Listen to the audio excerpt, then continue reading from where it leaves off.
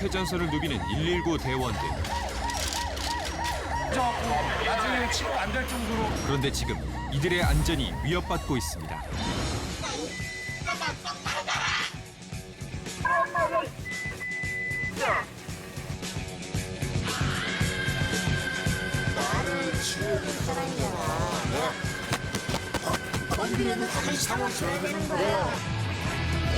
무분별한 폭력에 노출된 대원들. 자괴감도 들고 어떻게 우리가 할 수 있는 상황이 아니니까 세상이 너무 무섭다는 생각이 갑자기 막 많이 들게 되더라고요. 119 대원들이 보내는 소리 없는 구조 신호. 이들을 지킬 수 있는 방법은 무엇일까?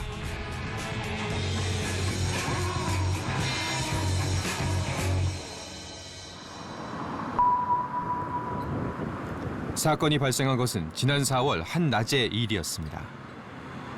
그 환자분이 여기 계셨거든요. 아, 이쪽에. 네, 이렇게 누워 계셨어요.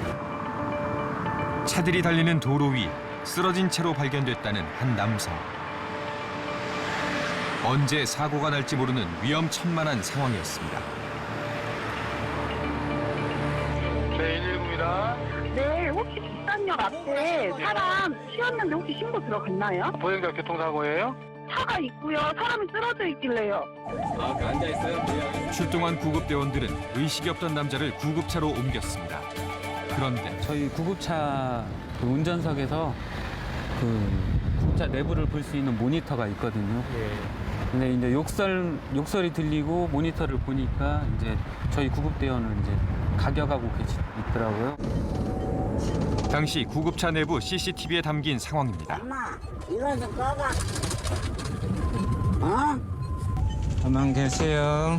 야, 이 자식아, 너 지금 나하고 장난하냐? 이 아니면 어린 놈의 자식아?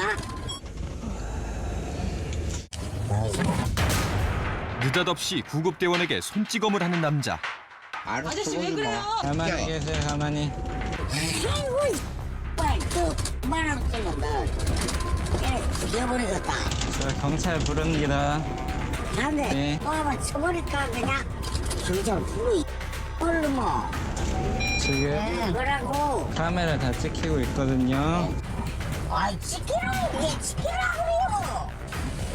찍혀서 못 들라고. 가만히 계세요. 어? 야이 지금 카메라 찍으면은 사건 들으면 돼요. 이 빨리 이러면 피해기는 돌려야지 마라. 남자의 폭행과 욕설이 계속되자 결국 경찰에 신고한 구급대원들. 경찰이 도착하기를 기다리고 있던 그때였습니다. 갑자기 여성 구급대원을 가격하는 남자. 순식간에 일어난 폭행이었습니다. 문제는 그 다음이었습니다. 사건 발생 이후 급성 뇌출혈로 수술을 받은 그녀가 끝내 사망한 겁니다.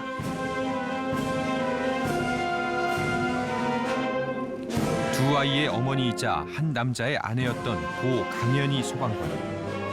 그녀의 죽음은 누구도 예상치 못했던 일이었습니다. 강 씨의 남편 역시 소방관입니다. 그는 갑작스러운 아내의 죽음에 큰 충격을 받은 듯했습니다.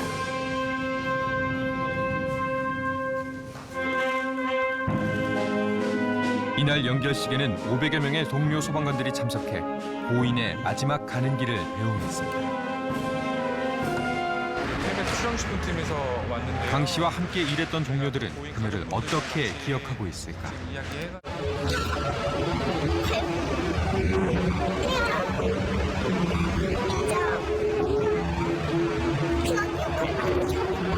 건강했어요. 저 건강해가지고 현장 활동.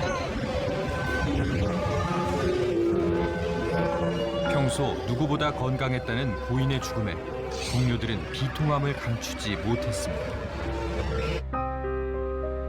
폭행 사건 직후 강 씨는 이상 증세를 호소했다고 합니다. 폭행을 당한 날부터 그 끔찍한 욕을 들어서 스트레스 받고 힘들고 뭐 그게 계속 귀에서 쟁쟁거렸다고 그래요. 계속 머릿속에 돈대요. 한 3, 4일 지나서 구토하고 쓰러지고. 이제 스트레스가 너무 쌓이니까 자율신경계가 이렇게 파괴가 됐대요. 그래서 어지럼증하고 그 멈추지 않는 딱꼭질 그게 왔거든요. 뇌출혈 수술을 받았지만 극심한 스트레스로 인한 심근병증과 우렬성 심부전으로 병세가 더욱 악화된 강 씨. 그녀는 끝내 자리에서 일어나지 못했습니다. 고 강현희 소방관은 19년간 무려 2천여 명의 생명을 구한 베테랑 구급대원이었습니다. 생존율이 희박한 심정지 환자를 살려내 표창을 받기도 했습니다. 하지만 정작 그녀의 안전은 누구도 지켜주지 못했습니다. 이 직장은 진짜 명예롭게 생각하고 항상 자기 직장에 만족하면서 적극적으로 생활한 것 같아요. 가치 없이 산다는 그런 생각을 진짜 해본 적이 없거든요. 갑자기 이런 일이 생겨가지고 아이들도 그러고 저도 사실 어떻게 해야 할지 막막한 편이에요.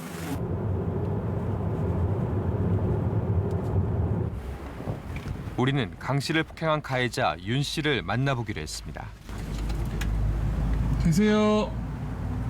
계십니까? 안녕하세요. 혹시 윤 댁인가요? 예?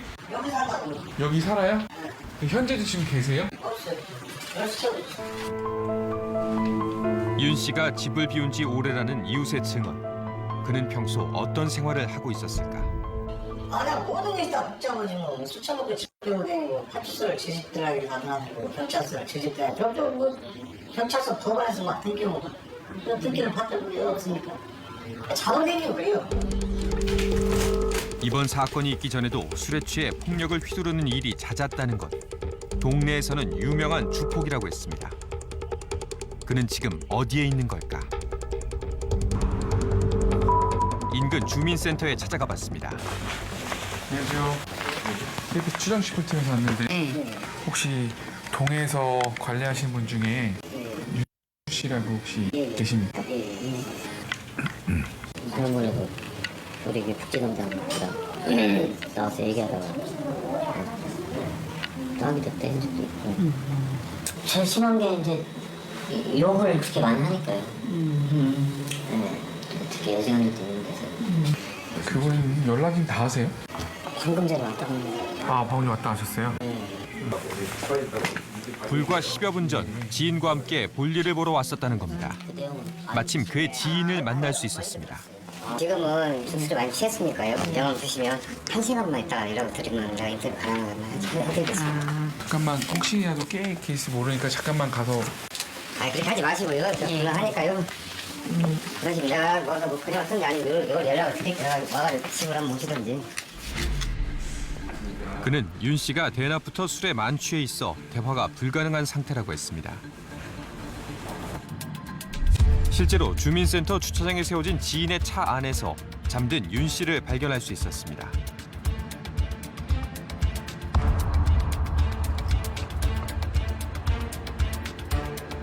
우리는 윤 씨가 술이 깨기를 기다려 만나보기로 했습니다.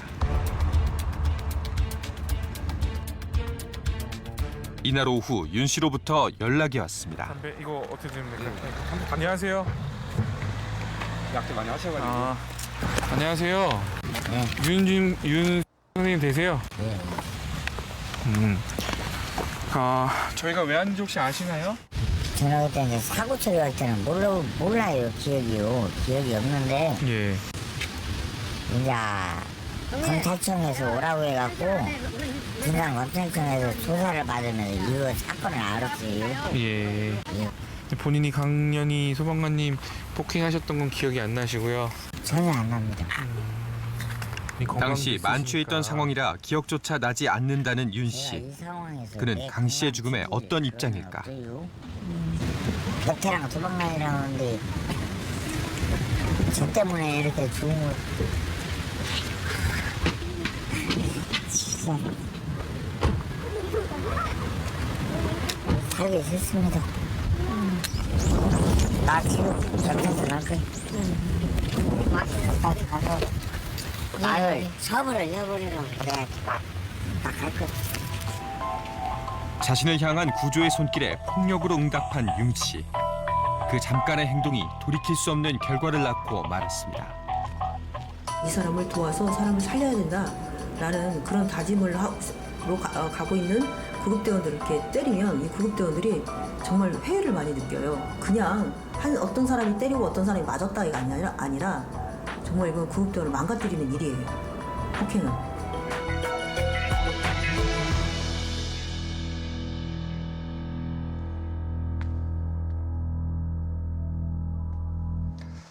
가해자 윤 씨는 현재 불구속 상태에서 검찰 조사를 받고 있습니다. 평소 건강에 아무런 이상이 없었던 19년 차 강연희 소방관의 갑작스러운 죽음. 화면에 담긴 취객의 폭행은 심각한 수준은 아니었던 것으로 보입니다. 하지만 그로 인해 강 씨가 받은 스트레스는 죽음에 이를 만큼 심각한 것이었습니다. 어떻게 이런 일이 있을 수 있는지 많이들 놀라고 또 분노하셨을 겁니다. 지금 화면에 보시는 것은 고 강연희 소방관에게 도움을 받았던 한 환자가 쓴 편지입니다. 2010년 4월에 하열이 심해 119 구급차를 탔던 산모입니다. 아기가 무사히 잘 태어나 무럭무럭 잘 자라서 내년이면 초등학교에 들어갑니다. 아이의 입학 준비를 하다 보니 새삼 그날 흔들리던 저를 잡아주신 구급대원님이 안 계셨다면 이런 날도 없었겠다는 생각이 들었습니다. 7년이 지나도록 고마움을 잊지 않고 사연을 전할 만큼 누군가에게 감사한 존재였던 강 씨. 하지만 다른 누군가의 욕설과 폭력에는 무방비로 노출돼 있었습니다. 국민 안전의 버팀목이 되어온 119 대원들에게 지금 무슨 일이 일어나고 있는 걸까요? 119 대원들은 지금 취객과의 전쟁이 한창입니다. 술 얼마나 드셨어요? 술에 취해 넘어져 다치거나 인사불성이 된 사람들.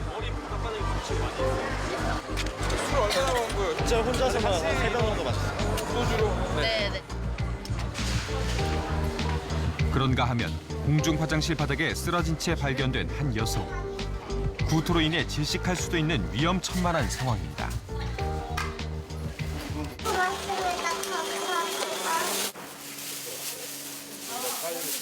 주말밤이면 119 구급 출동은 평소보다 2배 이상 늘어납니다.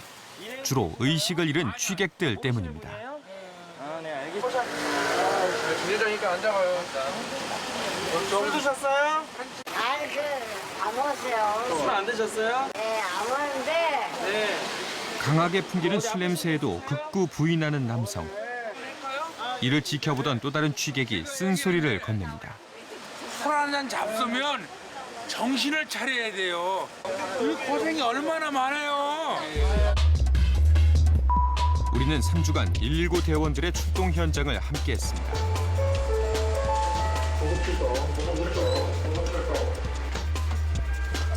구급 출동에는 밤낮이 따로 없습니다.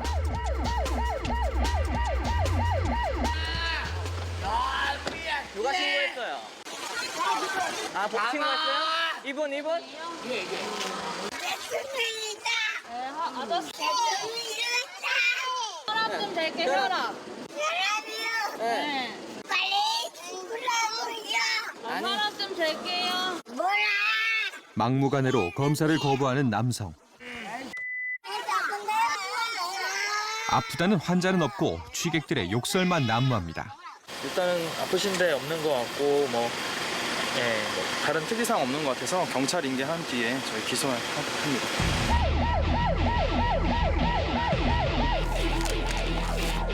올해로 3년 차인 김은경 구급대원은 육아휴직 후 다시 현장으로 돌아왔습니다. 신고 내용에 따라 유독 긴장감이 더할 때가 있습니다. 지금 사람이 쓰러져 있다는 신고 내용이고 뭐 아마 술 취하신 분 같은데 불안감이 있죠. 두려움도 있고. 들어가서 환자 좀 봐주세요. 네. 환자에게 가까이 가기가 무섭게 확 풍겨오는 술 냄새. 술 드셨어요? 네, 좀 앉아보실래요? 긴장의 끈을 놓을 수 없는 순간입니다. 여기 어딘지 알아요?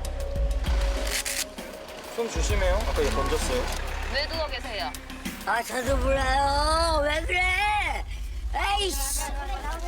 왜 그러냐고?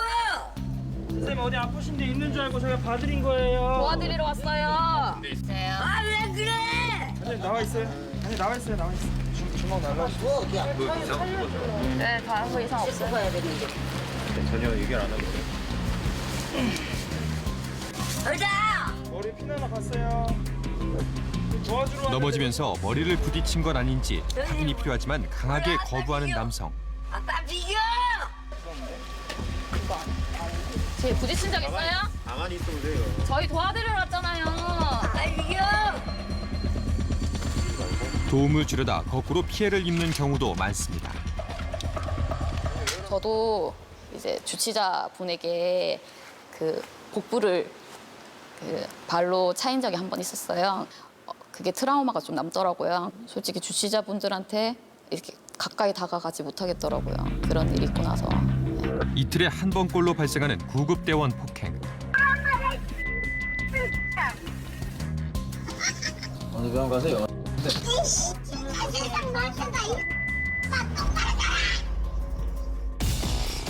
욕설로 시작된 상황들은 대부분 폭행으로 이어지는 경우가 많아 119 구급대원들에게 심각한 트라우마를 남기기도 합니다.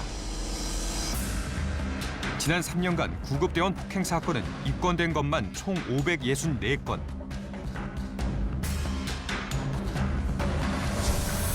가해자들의 92%가 술에 취한 상태에서 폭력을 휘둘렀습니다.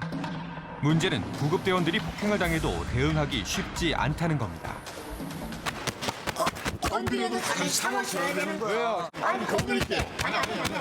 건드리지 않는데 내가 건드릴게. 건드리지 마세요. 그런 얘기 하지 말라고 나한테. 당신은 나를 치료해줄 사람이잖아. 내가 건드려도 다시 참아줘야 되는 거야. 대원들의 옷에 달린 카메라가 증거를 담지만 폭력을 막아주진 못합니다. 어떻게 알아? 경찰에 신고하는 것이 더 큰 폭력을 피할 수 있는 유일한 방법입니다. 현장에서 저희 안전이 제일 그래도 최우선이라고 저희들끼리 얘기는 하는데 현장 나가면 또 그런 게 잘 안 되는 것 같아요. 그래서 경찰의 도움을 좀 받는다거나 그리고 저희가 항상 주의 깊게 주시를 하고 저희 또 웨어러블 캠이 있어서 그걸로 이제 증거 같은 거 확보하려고 최소한의 노력을 하고 있죠. 시민들의 생명을 지키는 최전선에 선 119 구급대원들. 하지만 정작 본인들의 안전은 오늘도 위협당하고 있습니다. 자정이 가까워오는 늦은 밤. 이번엔 119 구조대가 출동합니다. 긴장한 상태로 장비부터 철저히 갖추는 대원들. 이들이 도착한 곳은 인근 지구대입니다. 안녕하세요. 아유, 이게요? 네. 잠깐만요. 대형견인 줄 알고 만반의 준비를 했건만 구조대원들을 맞이한 것은 뜻밖에도 작은 강아지입니다. 영등포소방서 구조대요. 하루 종일 거리를 배회하던 녀석을 한 시민이 직접 안고 왔다고 합니다. 위협적이진 않지만 보호할 만한 곳이 없다는 이유로 119로 신고된 경우입니다. 저녁이라도요. 내일 아마 동물구조협회 쪽으로 저희가 얘기하겠습니다.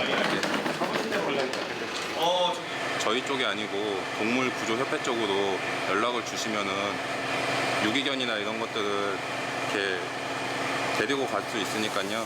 다른 이제 더 긴급한 출동이 있을 때 저희가 아무래도 좀 골든 타임이나 그런 게 늦어질 수 있기 때문에 그런 쪽은 좀 양해를 부탁드립니다.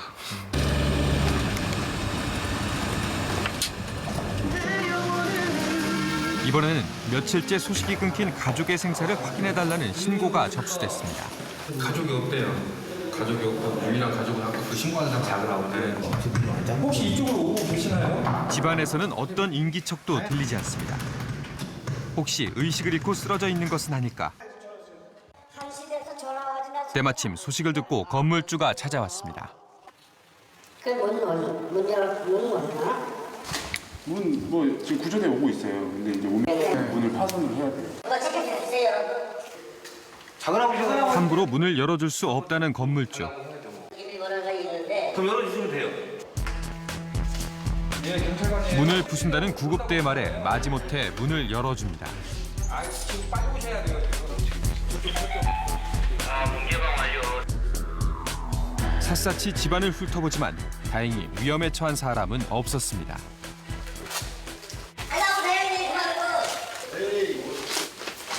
그냥 뭐 만지고 가져가지 않나요? 그냥 보고 확인하고 나오는 거예요. 아, 사장님 저희들이 다 확인해야 돼요. 아니 사람은 수사해야 된 거지 뭘 확인하면 된 거지. 안 나왔으니까 이렇게 말씀하시는 거 아니에요? 저희들은 확인을 해야 돼요. 뭐가 있는 게 없는지. 간혹 구조 활동이 성가시거나 재산에 피해가 간다고 생각하는 시민들은 119 대원들에게 불평을 늘어놓기도 합니다. 이럴 땐 구급대원들도 힘이 빠집니다. 진짜 사람이 있을 수 있는 거거든요. 바로 열어주셨으면은 진짜 안에 사람이 있었으면 저희가 바로 안에서 정말 심장이 멈춰 있는 상태면은 응급처치해서 할 수 있는 상황인데 뭐 그렇죠. 지난해 119 출동 건수는 총 80여만 건, 그 절반 이상이 생활안전 출동입니다. 인명 구조보다 벌집 제거나 동물 포획, 잠금 장치 개방을 위한 출동이 더 많았습니다. 긴급 상황과는 거리가 먼 황당한 신고들도 끊이지 않습니다. 네, 119입니다. 동물들끼리 그 약간 짝짓기 같은 거 있잖아요. 그거 하다가 지금 불이 어떻게 돼가지고 안 떨어지는데 이것도 어떻게 할 수 있네. 119입니다. 여보세요? 네 여보세요? 119이죠? 네네. 지금 키우는 개가 있는데 네. 걔가 저 족발 뼈를 먹다가 이에 끼어가지고 네. 빠지지도 않고 그래가지고 그때 뭐 어떻게 걔를 병원을 데리고 갈 수가 없어. 우리 아내가 키우는 데라. 네 수고하십니다. 네.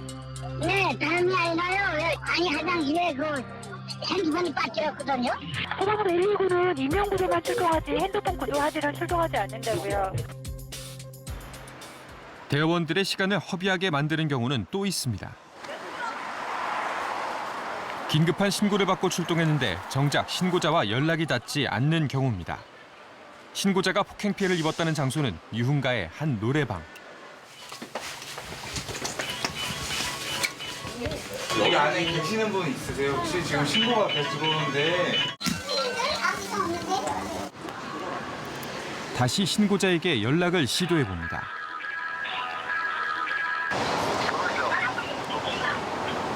네, 여보세요. 119 구급대원입니다.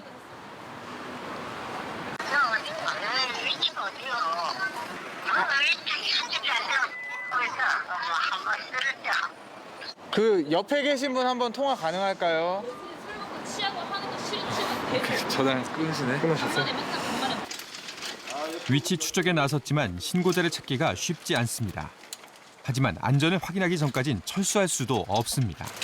이런 경우가 많이 있어요? 열어놔. 종종 이제 신고자분들이 주소를 몰라가지고 GPS 값으로 저희가 찾아가는 경우가 종종 있어요. 그럴 때는 이제 저희가 좀 찾는데 오래 걸리는 편이죠. 경찰과 함께 주변 수색에 나선 지 30여 분. 드디어 신고자를 만났습니다. 그런데 폭행을 당했다던 신고 내용과 달리 다친 곳이 없습니다. 단순 취객입니다. 우리 아들이 내일 또 서울에서 결혼을 해요. 그래갖고 내가 부산에서 올라왔거든요. 필요하면 저희가 다시 요청. 아, 예. 부탁드립니다. 네, 수고하셨습니다. 예, 고생하셨습니다. 네. 이상이 없음을 확인하고 구급대원들이 허탈하게 돌아갑니다.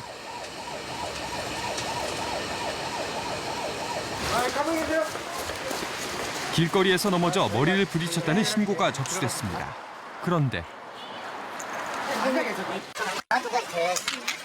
동이요. 피도 흘리니까 피 좀 닦아줄게요. 피 닦아드릴게. 잠깐 앉아보세요. 피범벅이 된 채 집에 데려다 달라는 남성.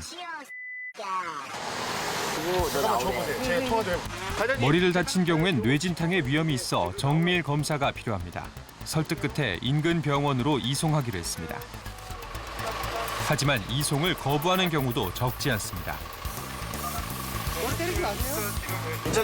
를 모셔다 드리면 될까요? 저희 집이 어디신데요?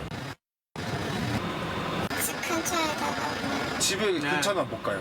저희가 구급차다 보니까. 다쳤다고 도움을 요청해놓고 병원 대신 집까지 데려다 달라는 여성. 택시를 잡아주려 해도 쉽지 않습니다. 그건 안 돼요. 구급차 아픈 사람들 병원에 데려다니는 차가 지금 택시 잡으려고 기다리고 있잖아요. 택시가 저희가 잡으려면 잘 안 잡혀요. 결국 여성은 구급차 대신 택시를 타고 귀가하기로 했습니다.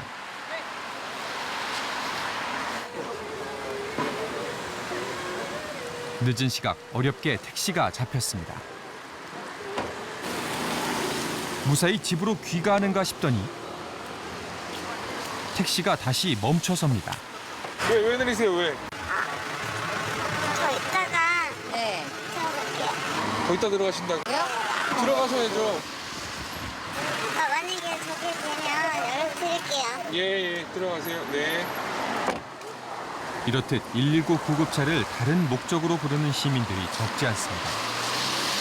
저희 구급차를 택시처럼 이용하시려고 그냥 집에 데려다 달라는 그런 단순 그런 목적으로 부르시는 분들이 있거든요. 제가 한동안 구급차를 정말 타기 싫었던 때가 있었는데 제가 택시 기사가 된 것 같은 그런 기분. 어디 몇 시까지 예약했는데 뭐 택시가 안 잡혀서 아니면은 뭐 거동이 불편해서 이런 식, 아니면 차가 막히는데 예약 시간까지 못 갈 것 같아서 기사 양반 빨리 갑시다 부터 기사 양반 뭐 하는 거냐 그런 식으로 대접을 받은 적이 꽤 있어요. 서울의 한 119 안전센터.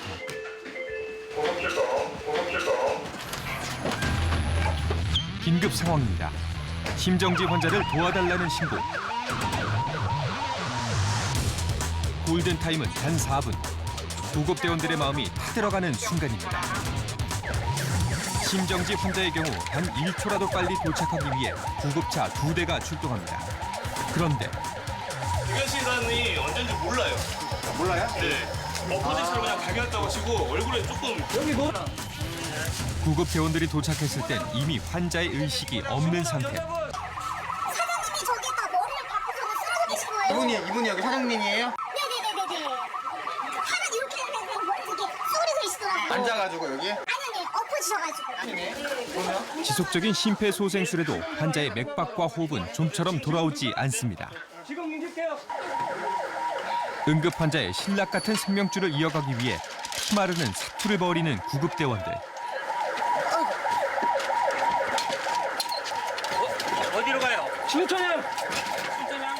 1분 1초가 환자의 생사를 가릴 수 있는 긴박한 순간입니다. 환자를 싣고 가장 가까운 병원으로 향하는 구급대원들. 죽음의 문턱에서 환자는 돌아올 수 있을까? 이날 환자는 결국 사망했습니다.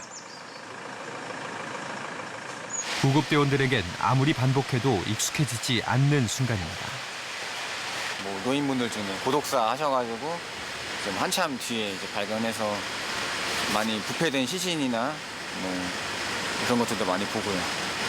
가능하면은 이제 그 시신하고 이제 눈은 안 보려고 저도 이제 그러고요. 왜냐면 눈을 보면은 자꾸 기억이 나더라고요. 그래서 가능하면 눈은 이제 안 보려고 하고 문득 떠오르긴 해요. 그런 현장 그 사건 장면들이 이제 한 컷씩 한 컷씩 떠오르긴 하는데 저도 그냥 회피하려고 이제 다른 생각하려고 하고 있죠.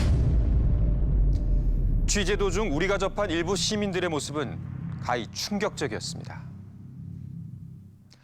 구조 업무와는 무관한 황당한 신고와 택시기사 취급.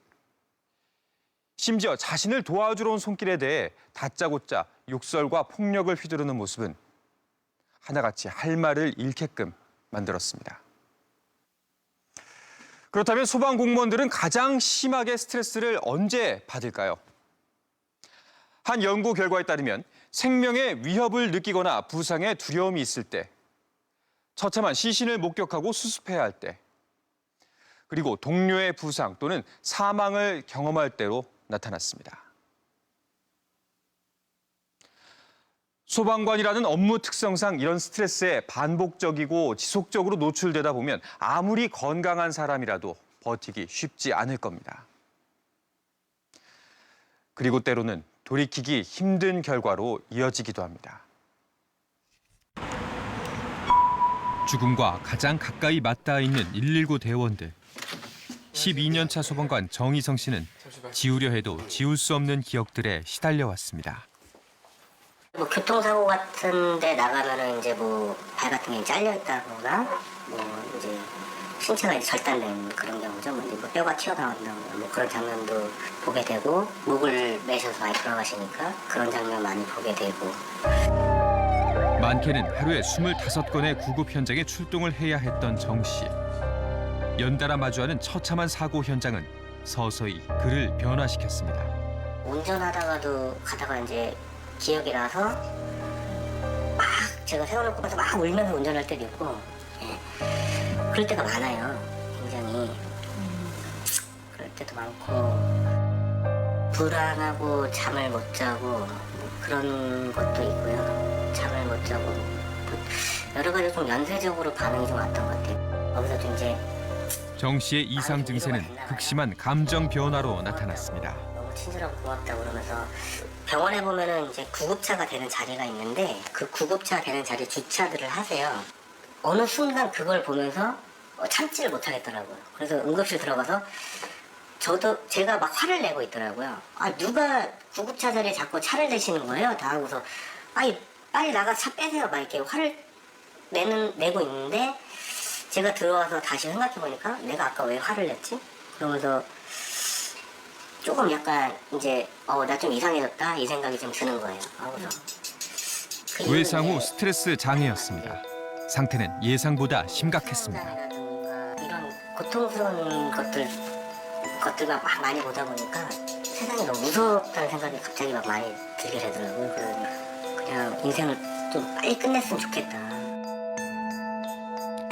결국 극단적인 선택을 하게 됐다는 정 씨. 의식이 돌아왔을 땐 이미 병원이었습니다.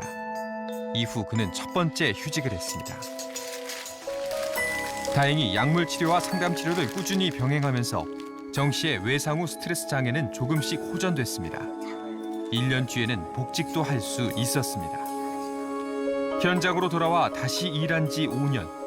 문제는 다시 시작됐습니다. 외상 후 스트레스 장애가 재발한 겁니다. 현재 정 씨는 두 번째 휴직 중입니다. 구급 현장 근무를 하면서는 정신과 치료에 집중하기가 어렵기 때문입니다. 조금 지나서 그런 거 보면서 좀 많이 울었어요. 많이 울고 좀 왜 나는 여기서 이러고 있을까. 소방관을 천직으로 생각했던 정 씨. 그는 건강했던 모습을 되찾아 다시 일터로 돌아가기를 희망하고 있습니다. 문제는 정 씨처럼 극단적인 선택을 하는 소방관들이 적지 않다는 겁니다. 지난 3년간 스스로 목숨을 끊은 소방관의 수는 순직한 소방관의 5배가 넘습니다.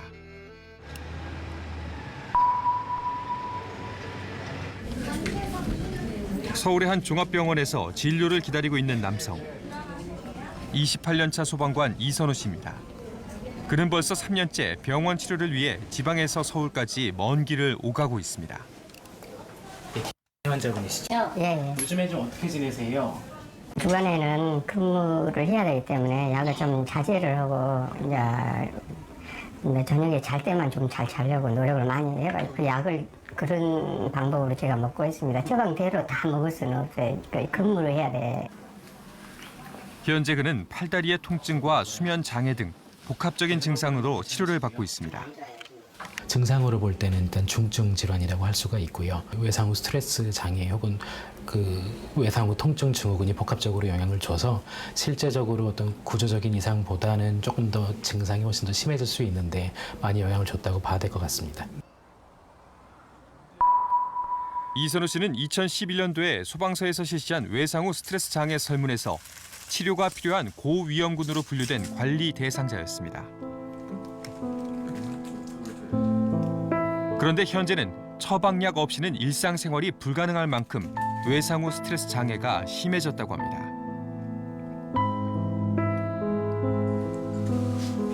증상이 악화된 이유는 무엇일까? 밤중에 좋으니까 금방 어두워지잖아요. 2015년 겨울 이선호 씨가 운전하던 소방차는 맞은편에서 오던 차량과 충돌했습니다. 화재 현장에 출동했다가 소방서로 돌아오던 길에 일어난 사고였습니다. 이 교통사고로 두 사람이 생을 마감했습니다. 그날 이후 이 씨는 이전과는 다른 행동들을 하기 시작했다고 합니다. 혼자 중얼거려요. 혼자 욕하고. 저희한테 하진 않는데 이제 욕실 들어가거나 방에 혼자 있거나 뭐 친구들이 뭘 하다가도 그러고 혼자 욕을 하고 혼자 대화하고. 제가 그래도 생각이 너무 많다고. 그런 얘기 옆에서 들으면 되게 무서워요. 혼자 욕하고 막 이럴 때. 마음에서 시작된 병은 몸으로도 찾아왔습니다. 하지만 그를 더 힘들게 한 것은 사고 이후 소방 조직이 보인 반응이었다고 합니다. 저는 소방차를 운전을 하고 했는데 불려오는 소리가 식구도 들었습니다. 병원에서 입원을 해갖고 있는데. 이게 그냥 개인차 운전하다가도 아니고 공무상 일을 하다가 이렇게 된 거고 해줄 게 없다. 그 말을 바로 했었어요. 변호사 바로 선임해가지고 이제 대응해야 됩니다. 이게 바로 그냥 저희 개인의 일이더라고요, 그냥. 그에겐 합의금과 소송 비용, 본인의 치료비까지 총 8천만 원의 빚이 남았습니다. 근무 중에 일어난 안타까운 사고. 소방관 개인이 책임질 수밖에 없는 걸까? 출동 중이나 현장에서 사고가 났을 경우에는 업무상 그 사고로 해서 어떤 보상 절차나 어떤 지원 등이 잘 이루어지는데요. 그 기소 중이라든지 아니면 그 출동하고 관련이 없는 부분에는 긴급차 인정이 되지 않기 때문에 저희 직원들이 개인적으로 다 보상을 하고 그 피해를 다 고스란히 입는 그런 실정입니다. 평소 소형 소방차의 운전을 담당했던 이 씨는 사고 당일 난생 처음으로 대형 화학차를 몰았다고 합니다. 물탱크 용량만도 10배 이상 차이가 납니다. 해당 소방서 관계자의 말에 따르면 당시 소방서에는 법정 기준 인원의 4분의 1에도 못 미치는 7명만 근무했습니다. 특히 사고 당일에는 그중 절반 이상이 상가 화재 예방 점검을 나간 상태였습니다. 그러던 중 화재 출동 명령이 떨어졌습니다. 배정된 차량은 대형 화학차였습니다. 그러니까 셋이 남아있는데 대장, 저, 김 부장 이렇게 하고 셋이가 남아있었는데 차량 배정도 이제 틀어져 버린 거죠. 그걸 이제 정리할 사람이 누가 있습니까, 그거? 내가 이제 갈 수밖에 없다는 그런 생각이 딱 드니까 내가 갈란다. 이 사고로 1심에서 금고 1년 2개월, 집행유예 2년을 선고받은 이선우 씨. 형이 이대로 확정되면 퇴직금은 절반으로 줄고 직장마저 잃게 됩니다. 이게 소방관이 사고 한번 나버리면 모든 것이 그냥 너무 어려워져 버려요. 노후도 문제가 되고 뭐 명예롭게 퇴직도 못하는 거고. 첫째가 억울하고 두 번째는 살기가 어려워지고 연금이 반으로 나가는 그건 이해할 수 없는 문제고 또 더군다나 병이 오고 더 악화가 돼서 상당히 민감합니다. 지난 30일 심정지 환자가 발생해가지고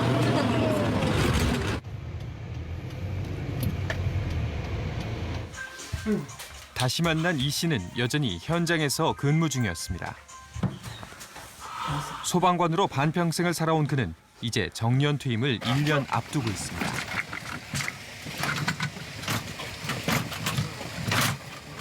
제가 이제 여러 가지 생각은 듭니다만은 다시 원점으로 돌아가서 다시 생활을 정년까지 무사히 할 수 있으면 또 소방지휘부에서 저를 좀 같은 직원 동료로서 좀 도와주셨으면 하는 바람이 있습니다. 시민들의 안전을 지키는 소방관으로 달려온 이 길을 끝까지 완주하고 싶다는 이 씨. 그에게 우리 사회는 어떤 답변을 내놓을까? 문제는 소방관들의 인력 문제가 해결되지 않는 이상 또 언제 이런 일이 발생할지 모른다는 겁니다. 실제로 우리가 만난 119 대원들 대부분이 부족한 인력으로 인해 업무는 많고 휴식은 취할 수 없다며 고충을 토로했습니다. 저희 시스템상 대원 한 분이 병가나 연가를 내시면 다른 분이 그 자리를 대신해야 되기 때문에 그런 애로사항이 있어요. 인력도 부족하고 그 한 명이 빠져나가면 다른 사람이 또 채워야 되거든요. 아니면 한 자리를 빈 상태에서 또 활동을 해야 되고 그렇기 때문에 다른 사람한테 또 피해를 가고 그런 부담감 때문에 적극적인 또 요청을 못 하게 되죠. 전국의 소방서 중 법정 인원을 채우고 있는 곳은 단 한 곳도 없습니다. 현장 인력 충원은 소방관들의 정신 건강을 지키는 첫 번째 열쇠입니다. 인원이 증가하고 예산이 투입이 된다 그러면 그런 발병률들은 제가 봐서는 획기적으로 퍼센트가 낮아질 수밖에 없다라고 보여지는 것이죠. 왜 그러냐면 한 사람이 그런 저기를 하던 거를 두 사람, 세 사람이 할 수 있고 또 한 사람이 아파도 병원을 못 가는 상황을 두 사람, 세 사람이 더 충원이 되면서 번갈아 가면서 또 휴식을 취할 수도 있고 병원 가서 치료를 받을 수 있는 그런 환경이 조성되었습니다. 바로 어제 이선호 씨와 관련된 새로운 소식이 전해졌습니다. 금고 1년 2개월, 집행유예 2년의 형이 대법원에서 확정됐고 국가공무원법에 따라 소방서로부터 퇴직 처리 통보를 받았다는 겁니다. 인력이 절대적으로 부족한 악조건 속 근무 중에 일어난 사고였지만 2명의 소중한 생명을 앗아간 과실에 대한 책임은 결국 이 씨 개인에게로 돌아갔습니다. 이제 이 씨에게 남은 것은 악화된 건강과 막대한 빚, 그리고 불명예스러운 퇴직의 상처뿐입니다. 과연 이것이 28년을 소방공무원으로 묵묵히 일해온 그에게 우리 사회가 내놓을 수 있는 최선의 답일까요? 올 상반기 소방공무원 전원을 대상으로 심리평가를 한 결과 정 씨나 이 씨처럼 외상 후 스트레스 장애를 앓는 경우는 일반인의 7.3배, 우울증은 11.2배에 달했습니다. 국민의 생명과 안전을 책임져야 할 소방공무원. 그렇다면 이들의 정신 건강은 누가 책임져야 할까요? 현직 소방관들이 동료 소방관들을 위한 특별한 나들이에 나섰습니다. 지난해 국내 최초로 만들어진 소방공무원 전문 상담 조직 소담. 이날은 이동 상담 차량을 활용해 심신 안정 프로그램을 실시했습니다. 심리학과 사회복지학 석사 등 전문 학위를 갖춘 소방관들이 직접 동료들을 상담합니다. 네. 꽃도 준비했습니다. 네. 집에 가져가서. 이 뭐예요? 저희가 드려본 결과 여자분보다 남자분들이 더 좋아하시더라고요. 받아본 남자분들이 받아본 기분이 졸업식 때 이럴 때 말고는 받아본 기억이 없는 것 같아요. 아, 맞네요. 홀로 삭혀왔던 아픔을 동료 입장에서 공감해줄 상담가의 존재는 대원들에게 큰 힘이 됩니다. 현장에서 어떤 심적으로 흔들리면 안 된다라는 고정관념을 소방관들이 많이 갖고 있는 거예요. 맞아요. 13년 차를 근무하고 있는데 그게 아니었던 것 같아요. 그런 받았던 스트레스들이 조금씩은 어디선가 내 겉으로 표출이 되고 있다는 거예요. 맞아요. 근데 제가 저번에 소담팀과의 상담 효과는 어땠을까요? 요즘은 조금 나아졌어요. 예전에 그때 상담 받았을 때 많이 힘들었는데 상담 받고 나서 확실히 좋아졌어요. 제 행동도 많이 바뀌고. 소방관은 소방관이 가장 잘 알죠. 말하지 않아도 알아주는, 공감해주고 같이 가슴 아파해주고 속상해주고 소방관을 그만둬야 돼 이런 얘기가 아니라 그래 우리가 그러면 다른 방법이 있을 거야 찾아보자. 또 이런 방법이 도움이 될 거야. 이렇게 해주는 게 좀 효과가 있지 않았나 싶거든요. 재밌는 친구야. 불과 1년째지만 일선 소방관들로부터 큰 호응을 얻으며 소방관 동료 상담사 제도의 청사진을 제시한 소담팀. 하지만 아직은 갈 길이 멀기만 합니다. 저희 지금 소담팀 활동하고 있는 직원은 최지선 반장이랑 저랑 둘이거든요. 그리고 저희가 북부 11개 소방서 2,000여 명 정도를 상담을 진행하고 있는데 사실 저희 야간에 개인 상담하고 주말에 상담하고 밤에 전화 상담 해주기에도 사실 굉장히 지금 포화 상태라 저희가 다 소화를 하고 있지는 못하고 있는 상태입니다. 소방관 전문 상담사의 필요성에 공감한 몇몇 소방관들은 자발적인 모임을 만들었습니다. 서로의 아픔을 털어놓고 격려하는 시간을 가지면서 소방관들의 정신질환을 예방하는 방법을 찾고 있습니다. 저 같은 경우는 이제 현장에서 많은 업무들을 하다 보니까 구조고기를 하자다 보니까 쌓였던 게 굉장히 좀 특별해 말이에요. 그 전까지는 굉장히 적극적이었고 활동적이었는데 그다음부터는 피를 못 보는 거지. 피를 보면 뭐하는 거야. 이들의 목표는 소담팀처럼 소방관들에게 특화된 상담을 할 수 있는 동료 심리 상담사가 되는 겁니다. 소방 조직을 잘 모르시는 분들이 전문가가 어떤 얘기를 해줄 수 있겠냐. 아마 대다수의 소방관들이 실망하고 돌아오는 일들도 그래서 그런 인력 관리를 소방 쪽에 전문 서비스를 제공할 수 있는 인력 풀을 구축을 하고 그런 거를 특히 지역 같은 경우는 전문가가 없기 때문에 이렇게 연결해주는 작업도 앞으로 검토가 필요하다는 거죠. 소방당국은 소방관들의 정신건강 관리를 위해 전국 300여 곳에 164억 원을 들여 심신안정실을 조성했습니다. 그런데 정작 소방관들의 이용률은 저조합니다. 이유가 무엇일까? 쪽에 인원이 배치되어서 전문적으로 이런 기기들을 운영을 하고 소방 공무원에 전담할 수 있는 인원은 필요하다고 생각합니다. 그런데 이제 소방관이 절대적으로 인력이 현장 인원이 부족하기 때문에 지금 이렇게 인원 여기서 이제 같이 전담할 인원 자체는 이제 언간생심이죠 그냥. 소방관 여러분들이 좀 더 안전한 환경 안에서 근무하실 수 있기를 간절히 응원하고 그분들에게 힘을 실어드릴 때라고 생각합니다. 정당한 처우가 없는 사회는 합리적인 사회라고 생각하지 않습니다. 여러분 많은 응원 부탁드리고요. 소방관 여러분 고맙습니다. 지난해부터 소방관들의 인력 충원과 처우 개선을 위한 각계각층의 움직임들이 이어지고 있습니다. 소방관들이 그들의 노고에 비해 열악한 환경에서 근무하고 있다는 국민들의 목소리도 높습니다.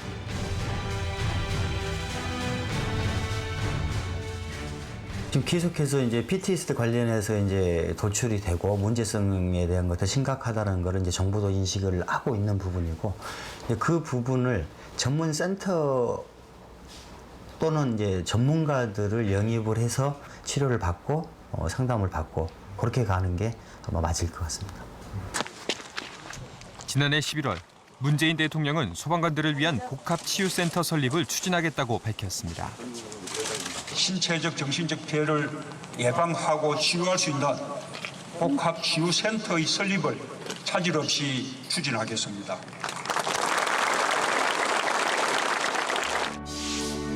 사실 소방관들의 심신 건강을 위한 각종 대책들은 어제 오늘 나온 이야기가 아닙니다. 하지만 예산에 번번이 발목 잡혀 백지화됐습니다. 타인의 생명을 구하기 위해 위험을 무릅써온 119 대원들. 이들의 건강은 내 가족, 내 이웃의 안전과도 직결된 문제입니다. 과연 이번엔 제대로 된 변화를 이끌어낼 수 있을까? 국가 예산이 가장 큰 장애가 되고 있긴 하는데요. 예산은 결국 한정된 자원일 수밖에 없지만 무엇이 우선적이어야 되는 결국은 또 이제 결단의 문제입니다. 지금 여러 가지 사고를 통해서 확인하고 있는 바는 이것은 소방관의 복지 문제가 아니라 국민의 안전의 문제라는 것을 모두가 인식하고 있기 때문에 어느 부분보다 앞서 집행돼야 될 것으로 생각합니다. 정부는 법이 정한 기준에 비해 18,000여 명 부족한 소방 인력을 지난해 1,500명을 시작으로 2022년까지 확충할 계획을 내놨습니다. 또 최근 폭행 사건이 잇따르자 가해자에 대한 무관용 원칙과 함께 구급 대원들을 상대로 한 호신술 교육, 호신 장비 사용에 대한 근거 마련 등 대책도 쏟아지고 있습니다. 소방 공무원의 정신건강에 대한 관심이 높아지면서 진단과 조사도 매년 실시되고 있지만 정작 치료를 위한 휴식 시간과 업무 절감은 보장되지 않는 것이 현실입니다. 2016년 한국인이 가장 존경하고 신뢰하는 직업 1위는 바로 119 소방 공무원이었습니다. 하지만 지금 이 순간에도 폭언이나 폭행에 시달리고 처참한 사고 현장을 목격하는 등 정신적인 충격에 노출돼 있는 소방관들. 이들을 구조할 수 있는 마지막 골든타임은 언제인지 이제 우리 사회가 응답할 때입니다.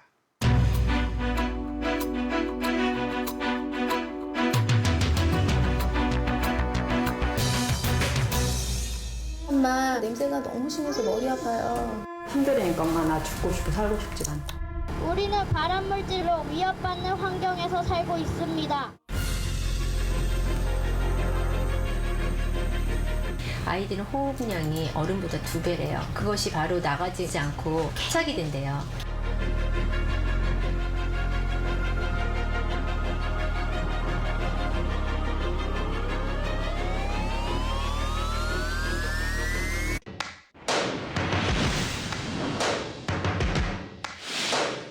First things first, I'ma say all the words inside my head. I'm fired up and tired of the way that things have been.